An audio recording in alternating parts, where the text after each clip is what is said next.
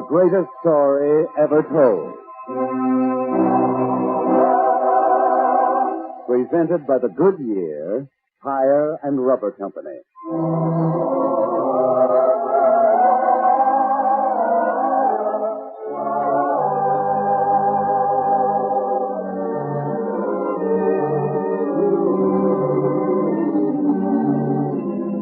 Today, we present Voyage to Rome, a drama based upon events set forth in the 27th chapter of the Acts of the Apostles.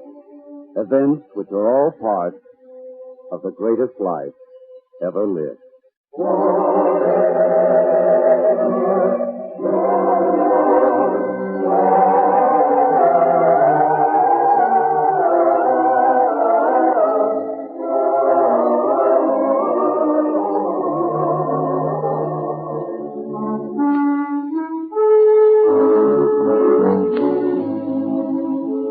The resplendent city of Caesarea rises up from the coastline of the Holy Land and faces the Great Sea. This is the capital of Caesar in this part of the world, and is in appearance almost as Rome itself. Here, all the notables of Judea and Galilee and Syria come to mingle with Roman nobility. And here to this city has come the Apostle Paul to teach the way of his Lord. But his teaching has brought him great danger, for he has been seized and imprisoned, and only the fact that he is a citizen of Rome has kept him from being tried by the authorities in Caesarea. So it has been decided that Paul shall be returned to Rome to stand trial there for his teaching. Now, on this day at the Great Wharf of Caesarea, a number of prisoners wait in chains to be placed aboard a vessel to start the long, difficult journey to Rome. Prisoners, you will stand in a straight line while the honored Centurion Julius inspects you. At attention, I said. You're ready, sir. Good, Percy. I thought I could pick him out just by looking at him. Which one is he? Which one? The one who claims special privilege because he is a citizen of Rome. Oh, that one. Yes, sir. Well, no wonder I couldn't pick him out. Look at him. Dressed in such poor clothes. So you're the one, hmm? I am, sir. Paul of Tarsus, citizen of the Roman Empire. You do no credit to Rome, dressed like a poor man. And from what I hear you teach of a strange God. I teach of my Lord, Jesus of Nazareth. And for your teaching, you will pay with your life. You know that, don't you? I know only that I must teach, and must pass on to those whom I meet the truth, as I know it. Well, let me warn you now. There'll be no teaching on this voyage. My assignment is to take you to Rome, to deliver you to the authorities there. This I will do, but without trouble from you. Do you understand? Centurion, you are an extremely anxious man. In some way you fear me, yet I have no hatred against you. How much better your life would be if you could trust and love your fellow man. That's the way it starts, sir. He always talks that way. Well, he won't start it with me. March the prisoners on board. Yes, sir. Prisoners! As for you, noble Paul, you best watch your ways. Do you understand?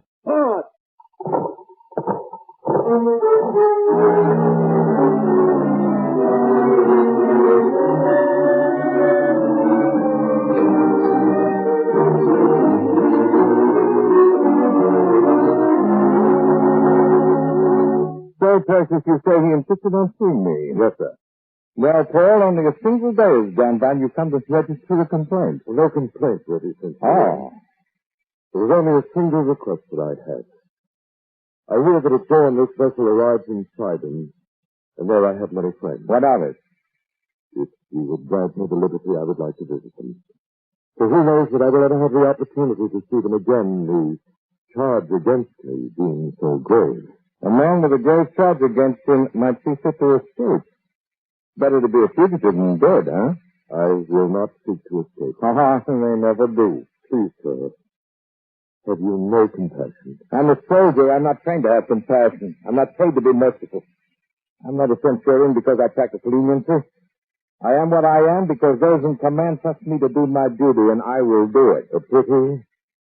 A man so resolute as you could be of great service in a worthy cause. And what does that mean? Would that you were so strong in the cause of righteousness. What a pity that you have never heard the teaching of love which my Lord pronounced on the mount. I don't know what you're talking about. Shall I take him back to the hole, sir? No, not yet. I'd like to hear this teaching. There can be no harm in it. I was not there when he taught these words, but I've heard them many times since from his disciples. And in my mind, I've even heard the way they must have sounded as he said them.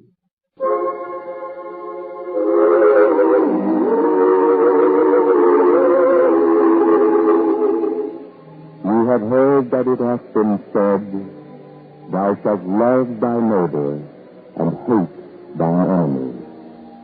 But I say unto you, love your enemies. Bless them that curse you. Do good to them that hate you. And pray for them which despitefully use you and persecute you.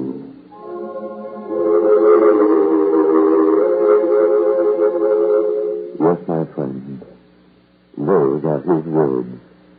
The way of life he has pointed out to us. Would that all men followed those words. I see you do not believe them. I do not. Too bad. But now, as to my request, may I have the freedom to visit my friend? I've told you. Now, wait, I think it might be arranged. Tertius, when the boat reaches Sidon, you will allow this man his freedom. Sir, do I hear right? Yes, Tertius. Now, prisoner, you'll return below deck. Yes, sir. And thank you. Sir, if you let him go for a day, you'll never see him again. And you know they regard him as a very important I know that. He's not as free as he thinks. He'll be followed. Let him try to escape, and there'll be the provocation to kill him. He's a dangerous man. He really believes what he says. The piercing look in his eyes, even while he talks so gently. I don't like that either. Nor do I. And to have such a man with us for the many months it will take to make this journey, I don't like that prospect. So he will go free for the day. And you will follow him and take another soldier with you as a witness. You'll need strong proof against him, for he's a Roman citizen. Then at the first sign that he seeks to escape, you'll apprehend him and bring him back. The attempt to escape would justify executing him. Yes, we may be rid of him very soon.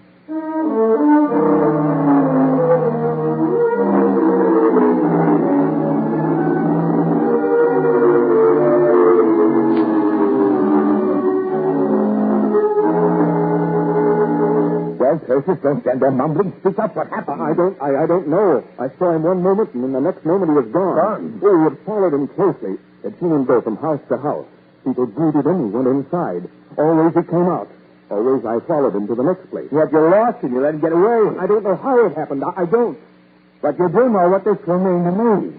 Think of what will happen when we reach Rome. They'll ask for this special prisoner, and I'll not be able to produce him. Think of what will happen to me. I should have you last for this. Please, sir, please. Let me go by my throat. As you were. Yes, sir. Yes. Come in.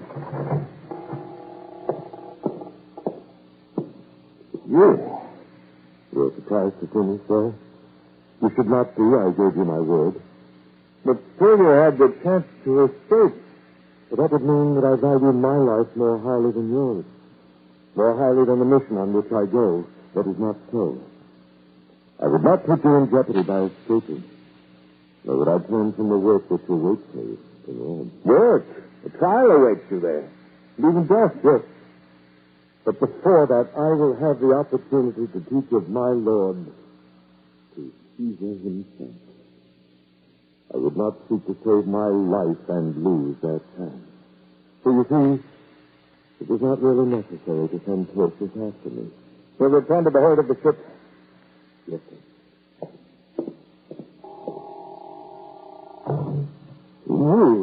that we followed him, that we lost him. And in spite of that, he returned. So he really believed what his Lord teaches. He even risked his life to save us, his enemies. But surely we would both have been sentenced to death for allowing him to escape. He's the strangest man I ever met.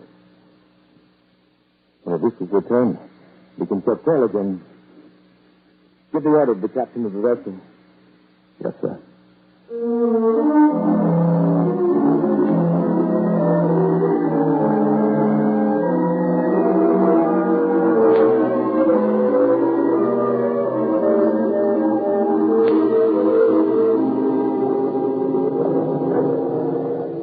Captain, it is not my duty to instruct you in the sailing of the vessel. It is yours. You are both owner and captain.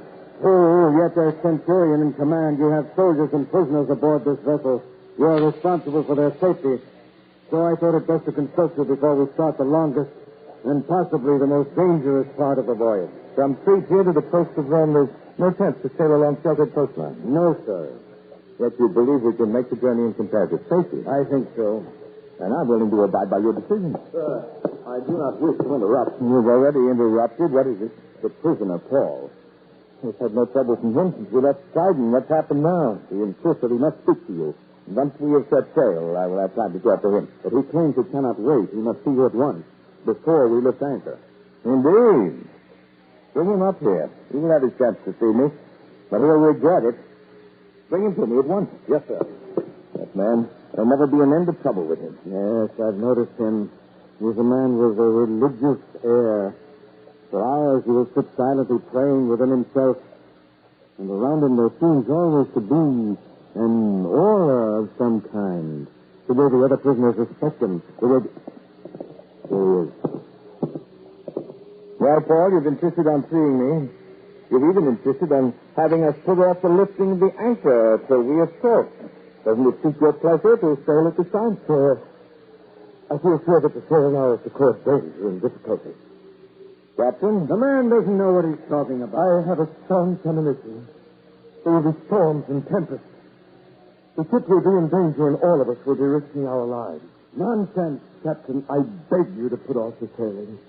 I tell you, I have a strong feeling about this. I have my cargo and my profits to think of. The ship cannot lie idle here in Crete. I say we sail. And yet, Captain, it's still. Yes, sir. Who are you to proclaim yourself an expert over the winds and the tides? If the captain says it is safe to sail, we will do so.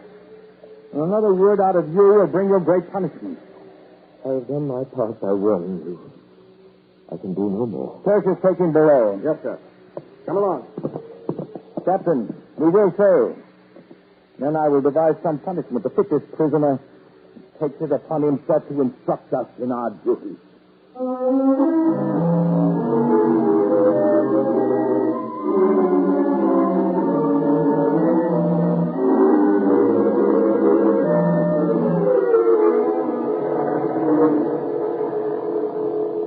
So, Paul, you have taken it upon yourself to be responsible for the lives of all of us. You would instruct us in our duty. I meant only to do good. Did you? Sir, why do you treat me as your enemy when I would only be your friend? Well, I said to help you, not to hurt you. You know I don't trust you. That's because you've lived a lifetime among people who hate and distrust others. If only you would listen to the words of my master, if only... I've not called you to my cabin to discuss such things with you, but only to warn you. You risk your life by seeking to tell me or the captain of this vessel how things should be run. To give you a taste of how things will be unless you change your ways. I've decided that you will be beaten. If you have set your mind to it, I will not try to change it. For I believe that in spite of all this, you're a good man at heart. And once you know the truth, you will change. If it will make you feel better to beat me, do so. See here, I want no tricks out of you. You have said I am to be beaten. I am ready. Come in. Sir, I've been sent to tell you there's trouble. The prisoners. They've revolted? No, sir. This word is from the captain. We're heading into a storm, a very bad storm. Everyone must stand by. We will need every able-bodied man. A bad storm? Yes, sir. I will go back and join the captain. We'll see how things really look. And this one, what do you want done with him? I want him I would want him returned to the hold where the other prisoners are. Thank you, sir. I will not forget this kindness. It's not time. There's no time for anything now but thinking of the danger we are in.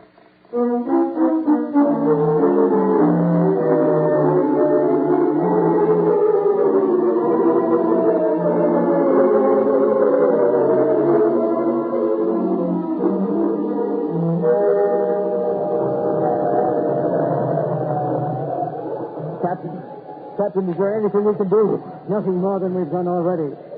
I've had all the sails gathered in. We can only put ourselves at the mercy of the storm and the wind and ride with it, hoping that the storm will be over soon. But you said that yesterday. This storm will never end if one can judge by looking at the sky. It must come to an end sometime. We will come to an end before this storm does. Do something, Captain. Do something. Hold fast! With every wave, more water seeps into the hold. Already our decks are almost level with the sea itself. I know. I've been watching. There is a point at which the vessel becomes so heavy that we must lighten it. We may have arrived at that point now. What can you do? I will give the order. And I will need the help of your prisoners to carry it out. Whatever you command, they will do. Give the order. All hands! Make ready to hurl the cargo over the side. All hands!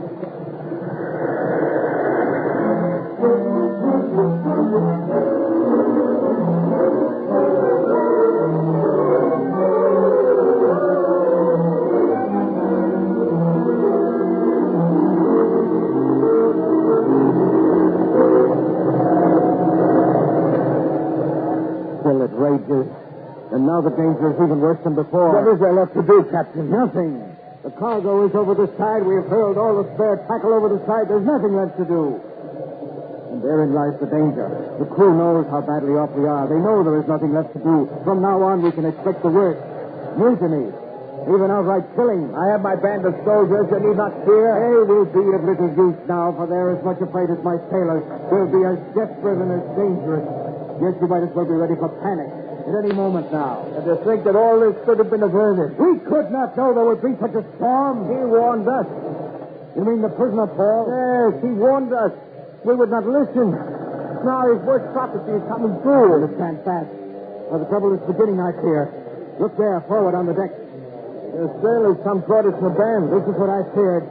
I will try to quiet them. Men! Do not do anything rash or hasty. For together we have a chance. Together we may yet come out of this. Together we'll die. You got us into this, and we mean to make you pay for it.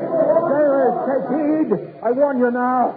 The Roman soldiers aboard this vessel, if you lift a hand against your captain or me, we'll all be killed. Did you hear that? We'll all be killed. Well, that's no threat now. We die anyway. Come on, men. Centurion, they do mean to kill us. See, they have weapons. Stand back, I warn you. Stand back. Your warnings won't save you now. My friends! My friends! Listen to me. Paul. My friends, don't do anything now that you will regret. For if you think that you're all to die, you are mistaken. I give you my word that not a man will be lost. Turn back. Let there be no violence. Wait, men. How can you be so sure that we will all survive? There stood by me this night the angel of God, whose I am, and whom I serve, saying, fear not, Paul. You must be brought before Caesar. And lo, God hath given you all them that sail with you. Therefore, my friends, do not be afraid, for I believe God that it shall be even as it was told me. Did you hear that? Yes, but I don't believe him. The question is, will the men believe him? Did you not? How do we know that you tell us the truth? Before we set sail, I foretold that there would be a great storm, and there was. Now I tell you, we will all be saved. It is the word of the God whom I serve. If I told you the truth before, believe that this is the truth now. It is the truth. He did foretell the storm. If you would be saved, believe him now. Believe him. What do you say, men? Do we believe him? Well, we'll wait a little while and see. But not even his God will be able to save him if he's lied to him.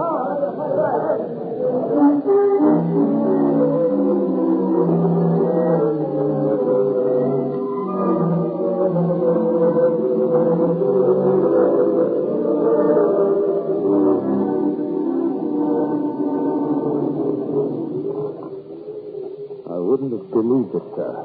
Well, I trusted. The storm has come. The men have come. But we're a long way from being safe, Centurion. Why do you say that, Captain? Our rudder washed away, no tackle left with which to work. We drift aimlessly. Sooner or later, we must reach land. Must we? You think we won't make it? I haven't said we wouldn't, but don't expect too much. Our fate is in the laps of the gods. Paul says we're in the hands of his God. A powerful God. Don't expect too much, that's all I have to say. There, Captain. You see? Yes, land is one thing reaching toward another. This may be a treacherous coastline. Let me have a look. Well, is it a familiar view? I'm afraid it is. Afraid? Why? If this is the place I think, then there is a great whirlpool close by. Two seas run together near here. We are not yet safely out of this. Stand by, then we will soon see.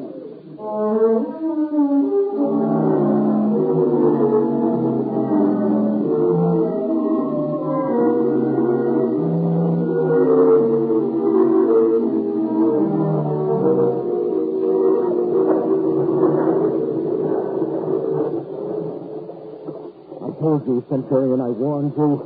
We're in the midst of it now. Is there nothing we can do? If we are lucky, we may drift through to calmer water, but if not, we will crash on the rocks. In any event, we had best get all hands on deck. All hands on deck. Release all prisoners. Every man stand by. We're aground on the rock. Men, you will not serve any purpose by becoming panicky now. Hold fast. Every man will be saved if it is possible. Captain, what do we do now? The vessel is pinned here on this rock. She will be pounded to pieces by the swirling water. Yet we are close enough to land. Those who can swim can probably make it. Then I will give the order. We will abandon the ship, and each man will strike out for himself. But, sir, we have a duty to perform first. What duty? The prisoners. We cannot let them escape, and they surely will if we let them abandon the ship. So they might. Then we go back to Rome and admit that. You know what is expected of us. We have no choice. We must kill them. Kill them? So what is it, sir? You seem squeamish. As though you'd never killed a prisoner before. Come, give the order and have it done with. There's little time. Precious. There will be no order. You can't let them escape. You wouldn't dare. Think of the consequences. This could mean execution for you, sir. I know that, but the prisoners will not be harmed. Why? Give me one good reason.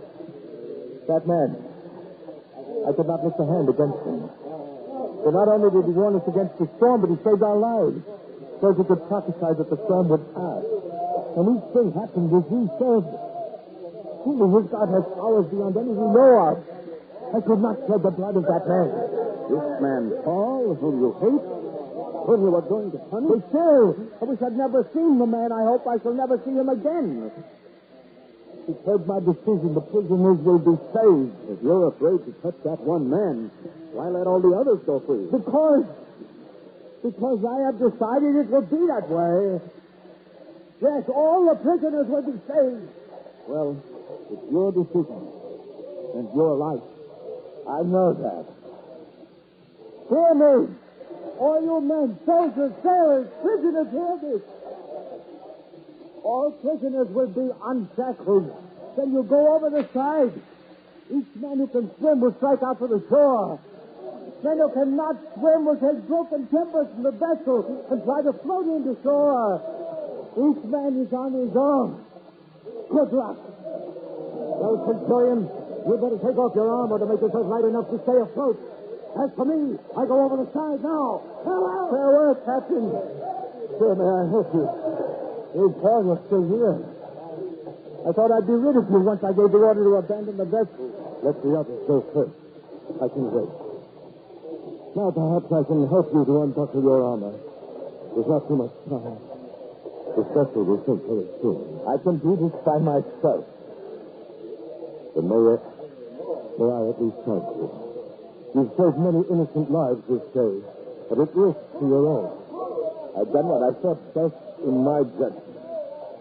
That is the most heartening thing of all, my friend. What do you mean by that? You are no longer a centurion, but a man with a free soul and free judgment of his own.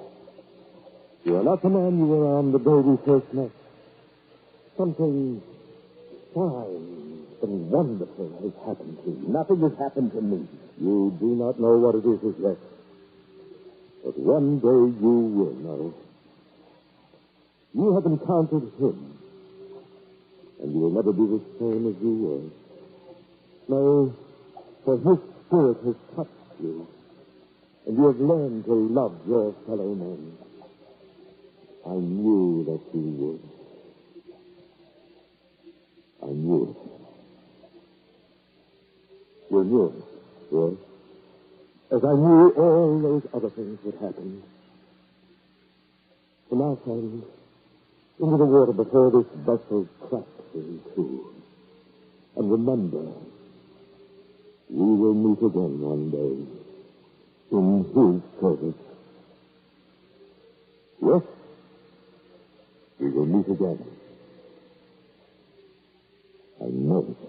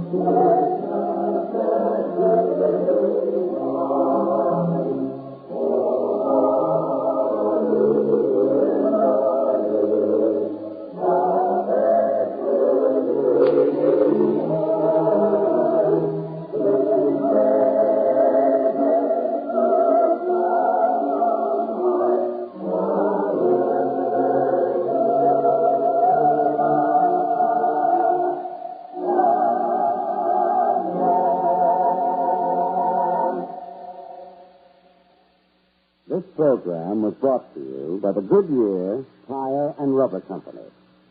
Next week on this same network at this time, we will present I Am in the Midst of Them, a teaching from the 18th chapter of the Gospel according to St. Matthew. Another episode in the greatest story ever told, from the greatest life ever lived. On February 26th, the second of a new series of religious programs entitled His Way, His Word, will be brought to you on television over another network by the Goodyear Tire and Rubber Company. We invite you to see it. Check your local newspaper for the time of His Way, His Word on February 26th.